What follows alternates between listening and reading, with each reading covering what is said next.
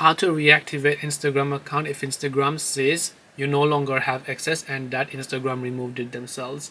Hey everyone, welcome back to the channel. In this video I'm going to show you how you can solve it if Instagram says that you no longer have access to your account and Instagram has deactivated your account. Now Instagram mostly deactivates your account if they notice spammy behavior from your account.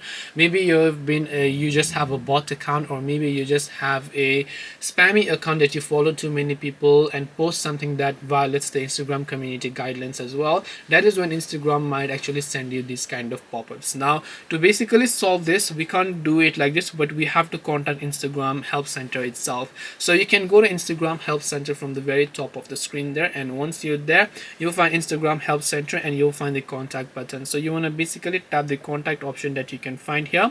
Once you tap on contact, you can see what best describes your issue: deactivation and deletion, account ownership, account access troubleshooting, or data access. So you can select deactivation or deletion, and or you can select account access or data access over here.